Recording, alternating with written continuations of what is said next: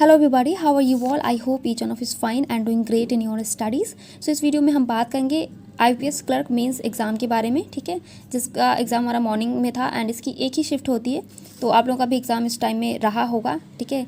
तो अपने attempts and sectional जो भी आपके अटेम्प्ट्स रहे हों कमेंट सेक्शन में ज़रूर शेयर कीजिएगा।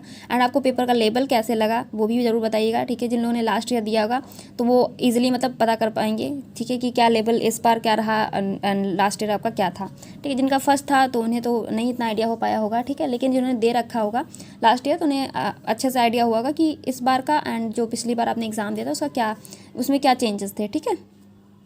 तो अगर हम बात करें, सबसे पहले जीए सेक्शन से स्टार्ट हुआ था, ठीक है। तो जीए की बात करें, मैं आपको कुछ क्वेश्चंस भी इसमें दिखाऊंगी तो आप वीडियो लास्ट तक देख सकते हैं, ठीक है। इसके पीछे क्वेश्चंस दे रखे हैं, बाकी मैंने जो चीज़ें डिटेल में लिखने वाली हैं। और रही बात जीए के क्वेश्चंस की तो आपको ग्रुप पे मिल जाएंगे एंड उसमें भी कुछ क्वेश्चंस हो सकते हैं, जैसे कि एक दो क्वेश्चन जो कि स्टेटमेंट वाइज आए होंगे क्वेश्चंस, क्योंकि सारा डेटा आप एग्जाम से नहीं रिलेट कर पाओगे ना कि क्या क्वेश्चंस एग्जैक्टली क्या बना था। तो एक दो क्वेश्चंस हो सकते हैं थोड़ा सा मिसमैच हो, बाकी क्वेश्चंस मैं आपको ग्रुप पे शेयर कर दूँगी।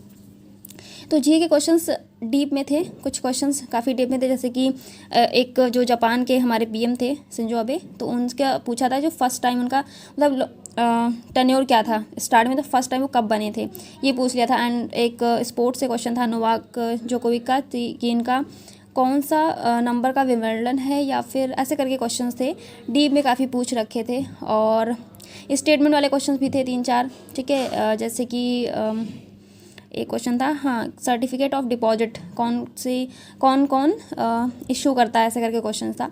तो कुछ क्वेश्चंस ऐसे थे आपके स्टेटमेंट वाले और कुछ क्वेश्चंस आपके डीप में पूछे गए थे, ठीक है। डायरेक्ट क्वेश्चंस नहीं थे, जैसे ऑब्जेक्टिव वगैरह भी हैं तो डायरेक्ट नेम ना पूछ करके उनकी से रिलेटेड जो इन्फॉर्मेशन है डेप्थ में जो पूछी जा सकती है उस तरह के क्वेश्चंस बने थे।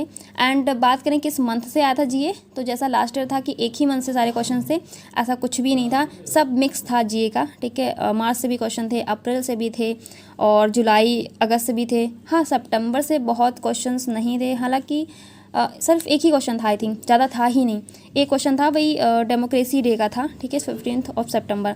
बस एक ही क्वेश्चन सितंबर का देखने को मिला, बाकी तो नहीं थे सितंबर से कोई भी क्वेश्चंस। और पीछे के जितने भी मंथ थे हमारे उससे सारे क्वेश्चंस दे रखे थे, ठीक है। तो ये था जीए का। उसके बाद जो हमारा सेशन स्टार्ट हुआ था वो था इंग्लिश का, लेकिन उससे पहले मैं आपको रीजनिंग का बता देती हूँ, ठीक है।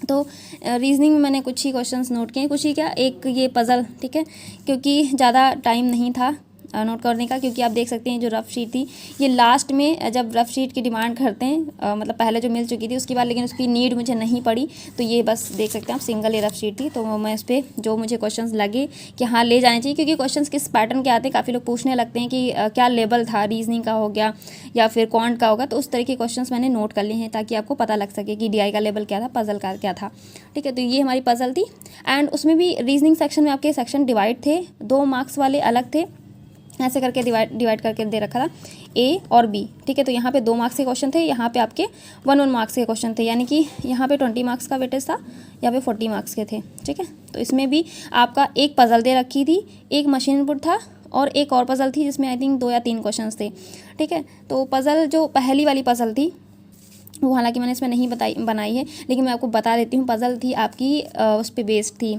ईयर पे बेस्ड थी, ठीक है। 2022 का ईयर दे रखा था, उसमें ये बता रखा था कि मेंबर्स कितने थे, आई थिंक मेंबर तो एग्जैक्टली मुझे नहीं ध्यान है, बट क्वेश्चन ऐसे था कि जो ईयर निकल रहा है, यानी कि आप जैसे 1985 है तो इसकी जो लास्ट की डिजिट है 58 या 85, ये जो दूसरा मेंबर होगा उसकी एज हो सकती है। तो इस तरीके से आपको निकालनी थी सारी, मतलब इस तरह का क्वेश्चन बेस था, ठीक है। एज निकालनी थी आपको, ठीक है, ईयर बेस्ड क्वेश्चन था ये, ठीक है। ये 2 मार्क्स का था और एक आपकी मशीन इनपुट थी जो कि बहुत ईजी थी। मशीन इनपुट का आपको मैं दिखाती हूँ, ये लॉजिक था, ठीक है, बहुत ईजी थी, ठीक है। बोनस मार्क्स आप इन्हें बोल सकते हो, 8 मार्क्स जो थे, ठीक है।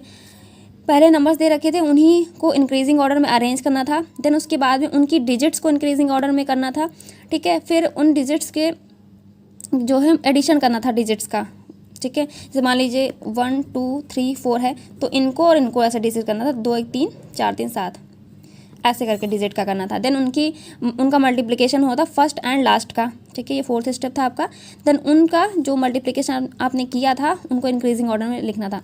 मतलब बस यही आपका सीक्वेंस था, यही आप बोल सकते हो स्टेप में सब कुछ दे रखा था। ठीक है, पूरा लॉजिक यही था, बहुत ईजी थी ये मशीन इनपुट।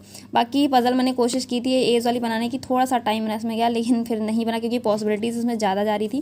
ठीक है, 2 मार्क्स की मैं कोशिश करी थी कि बन जाते तो बहुत अच्छा हो जाता। बाकी ओवरऑल की बात करें तो रीजनिंग सेक्शन मुझे लगा लेंदी भी था एंड सारे सेक्शन से मुझे थोड़ा सा टफ लगा, मॉडरेट लेवल कह सकते हो आप। ठीक है, बाकी आप लोग अपना बताइएगा आपके क्या थॉट्स हैं। ठीक है, एंड सबसे ज़्यादा जो वेटेज था ऐसे कि एक एक मार्क्स वाले जो क्वेश्चंस भी थे उसमें सबसे ज़्यादा लॉजिकल उन्होंने दे रखा था। पजल्स थी ज़रूर बट लॉजिकल सबसे ज़्यादा क्वेश्चन दे रखे थे कि अगर स्टूडेंट करना भी चाहे तो कैसे करे, अगर उसकी अंडरस्टैंडिंग नहीं, अगर आप वीक हो क्रिटिकल रीजनिंग में तो कैसे आप अटेम्प्ट करोगे।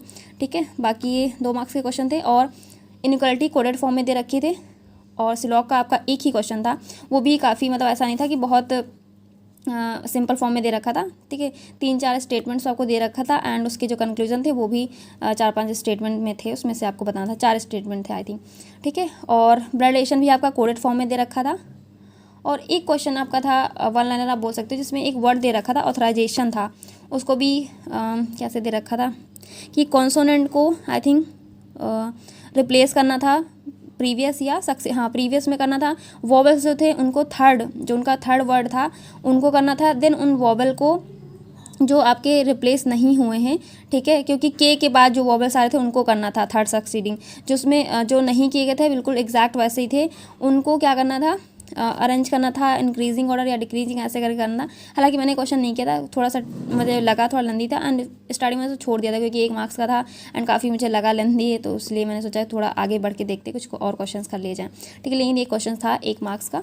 ठीक है, और पजल्स थी आपकी, एक तो नए क्वेश्चन मुझे दिखे थे रीजनिंग में, एक आपका मैट्रिक्स वाला था जिसमें कलर्स दे रखे थे, वो क्वेश्चन मैंने बस एक बार ट्राई किया था, मुझे नहीं समझ में आया तो मैंने नहीं बनाया। दूसरा आपका था कि ये हेक्सागोन था, उसके अंदर एक ट्राइंगल था, ये पज़ल बेस क्वेश्चन था, ये भी एक पज़ल आपकी इस तरीके की दे रखी थी। बाकी आपकी डेटा सफिशिएंसी के क्वेश्चंस थे और लॉजिकल मैंने बता ही दिया आपको, बस इस तरीके के क्वेश्चंस थे। ठीक है, ये रीजनिंग का पार्ट हो गया आपका एंड उसके बाद आते हैं कॉन्ट सेक्शन पे। ठीक है, तो कॉन्ट भी ठीक ठाक था, मतलब अच्छा खासा था कॉन्ट का भी।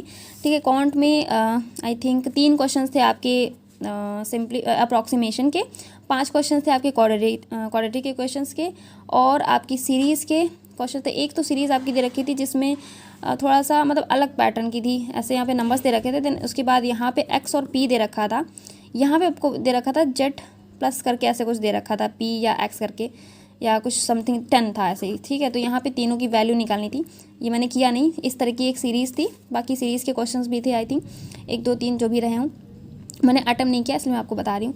ठीक है, तो ये आपके इस तरह के मार्क्स वाले क्वेश्चंस थे। देन उसके बाद आते हैं डीआई पे, जो कि आपका मेन पार्ट है। तो डीआई कुछ ऐसे थी, टोटल ये दे रखा था आपको एनजीओ फॉर्म में था। ठीक है, टोटल ये मेंबर्स दे रखे थे, आप कह सकते हो उन्हें। ठीक है, मिसिंग डीआई कह सकते हैं एक तरीके से, WXYZ थे एक एनजीओ जिसमें ABC नाम के एनजीओ थे। ठीक है, उसमें से ये परसेंटेज दे रखा है आपका, यहाँ पे मिसिंग है, यहाँ पे मिसिंग है एंड यहाँ पे भी वैल्यू नहीं थी। यहाँ पे ये दे रखा था आपको कि W एंड Y का रेशियो आई थिंक दे रखा था 4:3 ऐसे करके, तो 4 की वैल्यू दी थी, यहाँ से 3 की वैल्यू आपने फाइंड आउट कर ली थी। ठीक है, बाकी आपके क्वेश्चन से डेटा से आपको यहाँ पे सारी चीज़ें निकालनी थी एंड इसके जो क्वेश्चंस थे ऐसा नहीं था कि इजी थे, लेंदी थे, डुएबल थे। ठीक है, डीआई जो थी आपकी डुएबल थी लेकिन लेंदी बहुत थे क्वेश्चन उसके। ठीक है, तो एक डीआई ये थी आपकी और दूसरा था आपका ये पाई चार्ट जो थोड़ी सी ट्रिकी थी। इसमें क्या था कि आपके जो स्टूडेंट्स थे टोटल प्रेजेंट वाले दे रखे थे यहाँ पे, और इससे आपको निकालना कैसे था, यहाँ पे कोई टोटल वैल्यू नहीं दे रखी थी, ऐसे दे रखा था जो टोटल प्रेजेंट स्टूडेंट्स हैं उसमें से ए और बी का जो डिफरेंस दे रखा है वो 4 दे रखा था। ठीक है, तो ए और बी का यहाँ पे अगर इसकी 2 की वैल्यू होगी तो 2 आ रहा था, तो यानी कि जितने भी टोटल प्रेजेंट स्टूडेंट्स थे वो यहाँ से आपके फाइंड आउट हो जा रहे थे। देन उसके बाद में बोला गया था कि जो भी यहाँ पे प्रेजेंट एंड एब्सेंट यानी कि जो टोटल स्टूडेंट्स हैं BCDE में वो लेस देन 51 आएंगे। ठीक है, ये चीज़ दे रखी थी कि यानी कि जो यहाँ पे आ रहे हैं आपके जो ये तो प्रेजेंट की वैल्यू है, लेकिन दोनों को मिला के प्रेजेंट एंड एब्सेंट जो भी होंगे स्टूडेंट वो 51 से कम ही होने चाहिए, 51 से ज़्यादा नहीं होने चाहिए। ठीक है, तो ये आपके जो प्रेजेंट में आ रहे थे जो स्टूडेंट्स थे वो इतने थे। इसके बाद यानी कि इसमें ऐसी डिजिट ही आपको ऐड करनी थी जो 51 से ज़्यादा ना हो, ऐसे करके क्वेश्चन थे।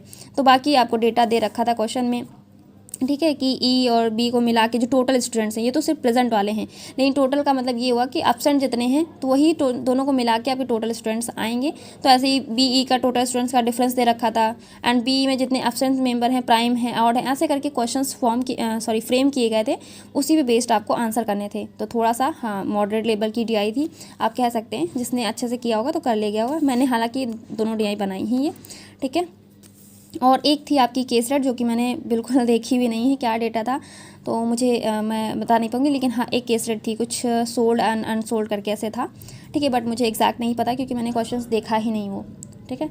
तो ये 2 DI थी, और एक DI और थी जो कि बहुत ईजी थी कह सकते हैं आप, जिसमें आपको दे रखा था लाइन ग्राफ पे बेस थी, वो ABCD करके दे रखा था, इसमें ईयर दे रखा था 1 और 005, ठीक है, ऐसे करके था, और उसी पे लाइन ग्राफ थी, ऐसे ऐसे करके दे रखा था, यहाँ पे ABCD सारा दे रखा था, तो यहीं आपको बताना था, ठीक है। और ये बेस किस पे थी वो मुझे नहीं आ रहा है ध्यान, ठीक है। फिलहाल DI ऐसे आपकी थी, सिंपल लाइन ग्राफ था आपका, जिसमें से मैंने, क्योंकि सारा टाइम मेरा यहीं चला गया था, काफ़ी लेंदी ये थी आपकी DI वगैरह क्वेश्चंस थे इसके, तो उसमें मैंने आई थिंक 2 ही क्वेश्चन किए थे इस DI के, जल्दी जल्दी में जितने मुझसे हो पाए थे, ठीक है। तो ये था क्वांट का, एंड बाकी अर्थमेटिक पार्ट था जो कि आपका वो भी डुएबल था, अगर आपके पास टाइम होता तो आप इजीली कर सकते थे।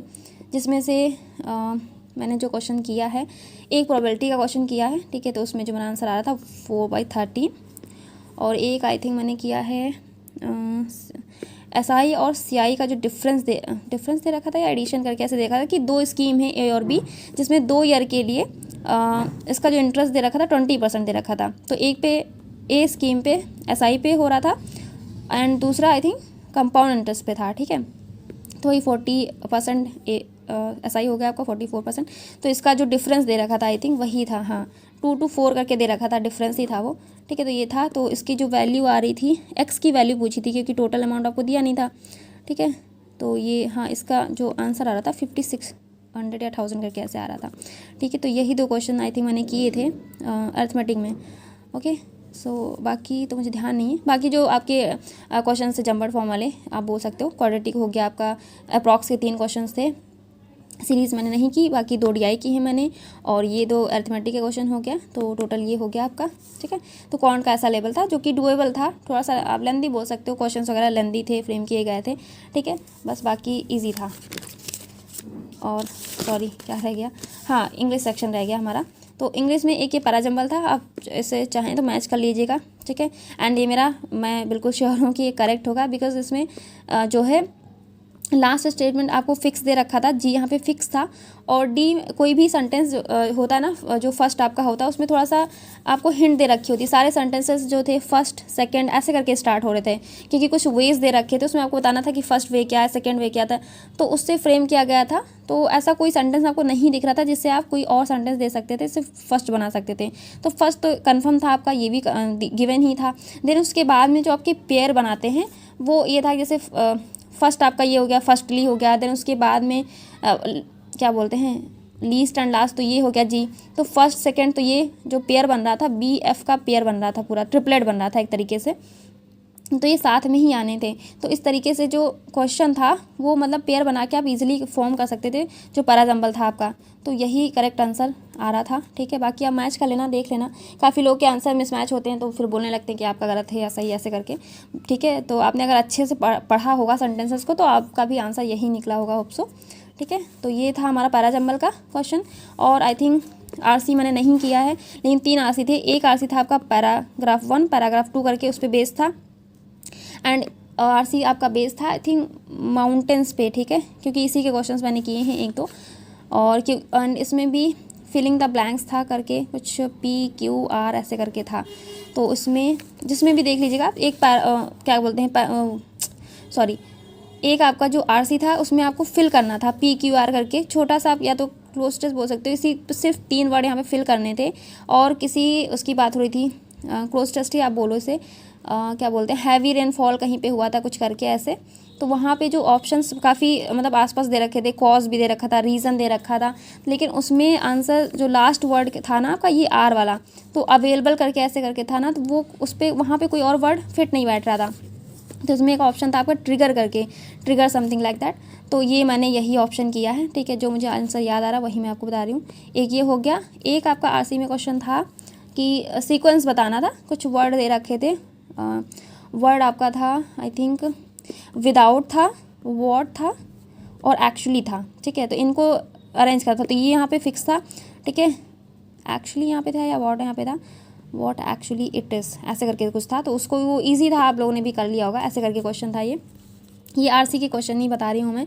तो इस तरह के क्वेश्चन मैंने आरसी में किए हैं, बाकी मैंने क्वेश्चन से पढ़े नहीं है ज़्यादा, ठीक है, क्योंकि टाइम इतना नहीं था। मैंने ग्रामर वाले क्वेश्चन जल्दी जल्दी पिक किए, वही मैंने किए हैं। जैसे कि आपके कॉलम बेस्ड क्वेश्चन आए थे, वो मैंने किए हैं। फिलर्स में आपके डबल फिलर्स ना करके उन्होंने ट्रिपल फिलर्स दे रखा था, ठीक है। तो वो भी ठीक ठाक थे, हो गए थे। एंड आपकी वर्ड स्वैपिंग नहीं, हाँ, एरर डिटेक्शन दे रखा था, जिसमें आपको नॉर्मल एरर डिटेक्शन नहीं थी वो, जिसमें आपको सेंटेंसेस दे रखे थे बड़े बड़े, 3-4 सेंटेंसेस दे रखे थे। उसमें भी ये बता रखा था कि इनकरेक्ट करेक्ट नहीं, उसमें ऑप्शन में दे रखा था कि ए करेक्ट है, फिर बी सी इनकरेक्ट है, फिर डी इनकरेक्ट है या बी सी, ऐसे करके, मतलब एकदम मिक्स था, करेक्ट इनकरेक्ट पूरा। ऐसा नहीं था कि आप उससे फाइंड आउट कर लो कि ऑल करेक्ट है या ऑल इनकरेक्ट है, इस तरीके का क्वेश्चन नहीं था। तो मतलब थोड़ा सा ट्रिकी था, मतलब ईजिली, मतलब थोड़ा सा डाउट हो सकता था आपको यहाँ पे क्या होगा, ठीक है। इस तरह के क्वेश्चन थे। और एक नया पैटर्न का क्वेश्चन था कि एक आपको पैराग्राफ दे रखा था, सेंटेंसेस दे रखे थे पैराग्राफ, उसमें से एक छोटा सा वो था, बोल्ड फॉर्म में दे रखा था वो सेंटेंस, उसको आपको रिप्लेस करना था कि इस सेंटेंस के अकॉर्डिंग वहाँ पे क्या फिल होगा, या तो ये सही है या फिर आप इसको यहाँ पे रिप्लेस करके जो वर्ड यहाँ पे दे रखे थे ऑप्शन में वो आपको करना था, ठीक है। तो इस तरह के क्वेश्चंस थे आई थिंक 2, ठीक है। उस सेंटेंस के हिसाब से आपको बताना था, ठीक है। ट्रिपल फ्लश थे आपके, कॉलम बेस्ड क्वेश्चन हो गया, ये पैरा जंबल हो गया, आरसी था, एंड छोटा सा आपका क्यूट सा क्लोज था जो मैंने आपको बताया। और आपके क्वेश्चन थे इस तरीके के, आप बोल सकते हैं कि ऐसे करके था कि 5 वर्ड्स दे रखे थे, ABCDE करके, DAB। तो वो आपको बताने थे कि स्वैपिंग ही बोल सकते हो आप, कि यहाँ पे जो ABCD दे रखा है तो वो अपनी प्लेस पे राइट है या रॉन्ग है, तो आप उसको स्वैपिंग करनी थी आपको। तो थोड़ा बड़े बड़े दे रखे थे, ये नहीं कि 1 2 3 दे रखा हो। तो आपको बताना था कि कहाँ पे कौन सा वर्ड फिट बैठ रहा है। इस तरह के क्वेश्चन थे आपके, ठीक है। 5 सेंटेंसेस थे, उनको वर्ड्स थे, उनको अलग अलग बताना था कि कहाँ पे कौन फिट बैठ रहा है। तो ये था पूरा आपका ओवरऑल रिव्यू, ठीक है, एग्ज़ाम का, ठीक है, जो कि ओवरऑल ठीक ठाक था। थोड़ा सा रीजनिंग मुझे मॉडरेट देखने को मिला, क्योंकि क्वेश्चंस जो थे ना, पजल्स वगैरह थोड़ी होती हैं कि डुएबल होनी चाहिए थी। जैसे कि 21 मेंबर की पजल दे दी थी, उसमें भी आपको आई थिंक क्या दे रखा था, सीनियर वगैरह उसकी पोस्ट दे रखी थी, ऐसे करके क्वेश्चन थे। एंड सबसे ज़्यादा जो वेटेज था वो लॉजिकल का था, लॉजिकल क्वेश्चंस दे रखे थे, ठीक है। तो इस तरह के क्वेश्चंस थे। और जीए तो पता ही है, जैसा सिनेरियो रहा जीए का वैसे ही रहेगा, कुछ चेंजेस नहीं। आपको अच्छे से पढ़ना पड़ेगा। एंड कभी हम सोच के चलते हैं, जैसे लास्ट ईयर में क्या था ना कि एक ही मंथ का पूछा था, काफ़ी लोग ये सोच के गए होंगे ना कि अक्टूबर में एग्ज़ाम है तो हो सकता है सितंबर ही आएगा, तो इस तरह पढ़ के गए होंगे, लेकिन उन्होंने सब कुछ मिक्स पूछ लिया।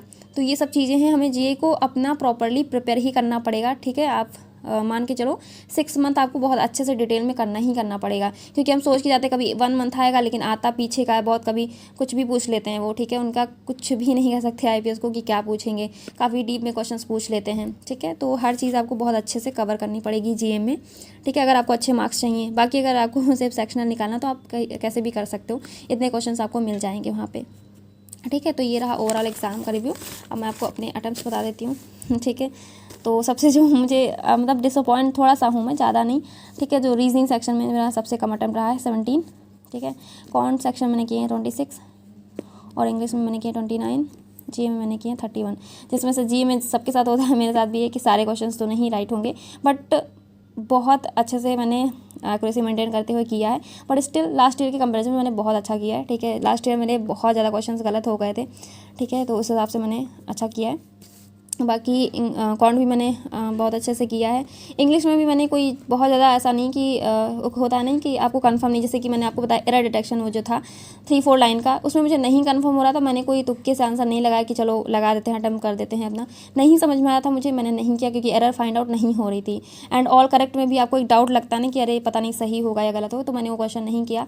ट्रिपल फिलर्स वगैरह में जो होता नहीं है कि आप कर ले जाते हो ईजिली, तो वो सब मैंने क्वेश्चन किए हैं। RC पढ़ने का टाइम नहीं मुझे मिला इतना, तो मैंने नहीं किया। तो मैंने मतलब एक्यूरेसी मेंटेन करने की कोशिश की है, ठीक है। बट स्टिल ये दोनों जो होते हैं ना इसमें आप 100% नहीं श्योर हो सकते हो, ठीक है। फिर आते हैं रीजनिंग में, इसमें मैंने एक जो MI का क्वेश्चन था आपका मशीन इनपुट का, वो आपका 2 मार्क्स का था। तो ये एक तरीके से कह सकते हैं कि 13 मार्क्स जो थे मेरे 1 मार्क्स के हैं, और जो 4 क्वेश्चन हैं वो 2 मार्क्स के हैं, ठीक है। हाँ ऐसे ही है। बाकी तो कॉन्ट हमारा 1 मार्क्स का था, ठीक है। तो ये रहा ओवरऑल मेरा जो अटेम्प्ट है, कितना है, 103 है, ठीक है। So hope for the best, ठीक है। तो रिजल्ट तो काफ़ी लेट आएगा। हम नेक्स्ट एग्ज़ाम पे फोकस करते हैं, जो कि है हमारा IPS PO। एंड आप लोग बताइएगा आप लोगों का एग्ज़ाम कब है। मेरा 16 को है। काफ़ी लोग पूछेंगे, इससे मैं बता रही हूँ, आप लोग सुन लीजिएगा। 16 को है, सेकंड शिफ्ट में मेरा एग्ज़ाम, ठीक है। तो तब तक के लिए आप लोग भी प्रिपरेशन करते रहिए। अब तो प्रीलिम्स का ही, मेंस जितने भी थे अभी तक ओवर हो चुके हैं, और मेंस के टेस्ट देते देते एंड जो भी आप कर रहे होंगे अभी तक GA वगैरह, थोड़ा सा प्रीलिम्स की स्पीड हमारी होती है, ज़्यादा तो नहीं। तो इस बीच जो हमारे पास 1 वीक का टाइम है, हमें प्रीलिम्स पे बहुत अच्छे से फोकस करना है। जिनकी स्पीड की प्रॉब्लम है तो कोशिश करिए आप जितने मॉक दे सकते हैं प्रॉपर एनालिसिस के साथ, ठीक है। अच्छे से मॉक टेस्ट दीजिए, ठीक है, जितने आपसे बनते हैं, क्योंकि एक हफ्ते आपको सिर्फ प्रीलिम्स को देना है, जिससे आपको बाद में डिसअपॉइंट ना होना पड़े, ठीक है, रिजल्ट आने पर, ठीक है। तो आप अच्छे से मॉक टेस्ट दो, जिस भी सेक्शन में आपको लगता है प्रॉब्लम है, चाहे वो रीजनिंग हो, कॉन्ट हो, इंग्लिश हो, वर्क करिए। एक हफ्ते में बहुत अच्छे से इंप्रूव किया जा सकता है। ऐसा नहीं है कि टाइम कम है। काफ़ी लोग सोचेंगे ना टाइम बहुत कम है, एक हफ्ते के में क्या हो सकता है, बहुत कुछ हो सकता है एक हफ्ते में। आप सिर्फ डेज़ को मत काउंट करिए, एक एक दिन को काउंट करिए, एक एक सेकंड, एक एक मिनट, एक एक घंटे को काउंट करेंगे ना, तो बहुत टाइम आपको लगेगा कि बहुत टाइम है। इसमें बहुत अच्छा इंप्रूवमेंट किया जा सकता है एक वीक में। अगर आपको लगता है कि इंग्लिश नहीं अच्छी है, कॉन्ट नहीं अच्छी, रीजनिंग नहीं अच्छी, आप उस पर वर्क करिए, सेक्शनल टेस्ट दीजिए, जिस टॉपिक में प्रॉब्लम है उसके टॉपिक टेस्ट दीजिए, आप इजीली उस चीज़ को अचीव कर सकते हो, मतलब इम्प्रूव कर सकते हो, ठीक है। तो बस टेस्ट देते रहिए, प्रीलिम्स के ही टेस्ट देना है बस, और कुछ नहीं करना है, ठीक है। Thank you everybody and good night.